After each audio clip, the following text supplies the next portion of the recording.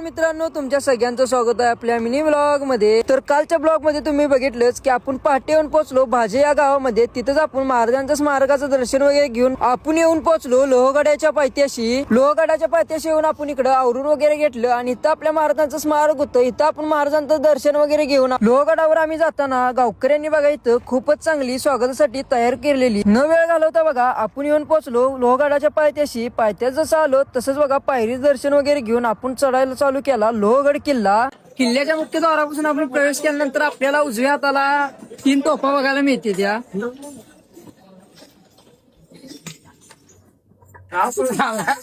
लोहगडावरती आल्यावरती आपल्याला आणि 3 तोफा पाहायला मिळतात। किल्ल्यावरील असणारे महादेव मंदिर, तिथं पण आपण महादेवाचं दर्शन वगैरे घेऊन पाण्याचे टाके, विंचूकडा आणि गोल पाण्याची विहीर, संपूर्ण किल्ला पाहून झाल्यानंतर आता आपण निघालो खाली। आता खाली जाताना बघा आपल्याला आपल्या गुरुजींचं दर्शन झालं। गुरुजींचं दर्शन वगैरे घेऊन इकडे आपण आलो खाली। खाली आलेला आपण बघा इकडे जेवायला केली सुरुवात। जेवण वगैरे करून झाल्यानंतर इकडे घेतलं बघा आपला आवरायला। असं आवरून बिवरून बघा घेतलं तर गडावरून आला तेवढ्यात बघा आपला भगवा ध्वज।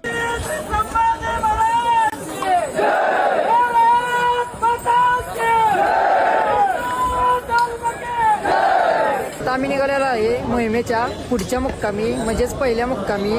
ध्वज जसा हल्ला तसं आम्ही ध्वजच्या मागणं निघालो। आता मोहिमेत असा एक नियम आहे की ध्वजच्या अगोदर आपण कोणीच पुढे जायचं नाही, ध्वजाच्या मागोमागच आपल्याला सर्वांना जायला लागतं। तर आजचा आपला पहिला मुक्काम होता भोजे या गावामध्ये। तर इकडे बघा आपला ध्वज इथं भोजे या गावामध्ये येऊन पोहोचलेला। ध्वजाच्या आम्ही मागच होतो त्यामुळे बघा आपण मुक्कामावर लवकरच पोहोचलो आणि मुक्कामावर पोहोचल्या आम्हाला जरा भुका लागलेल्या, त्यामुळे इकडे बघा थोडस चिप्स वगैरे खाऊन घेतलं। संध्याकाळचे 6 वाजलेलं, त्यातच बघा आपल्या इकडे व्याख्यान सुरू झालं। व्याख्यान वगैरे झाल्यानंतर मोहिमेमध्ये आता अचानक मध्ये बदल झालेला आहे। तर आजचा मुक्काम डायरेक्ट आहे कारला एकविरा देवी मंदिर जवळ। मोहिमेमध्ये पुढे काय झालं हे जर तुम्हाला पाहायचं असेल तर उद्याच्या भागाची वाट बघा। आणि हा जर व्हिडिओ आवडला असेल तर व्हिडिओला लाईक करा, कमेंट करा, शेअर करा आणि जाता जाता आपल्या भावाला फॉलो पण नक्की करा।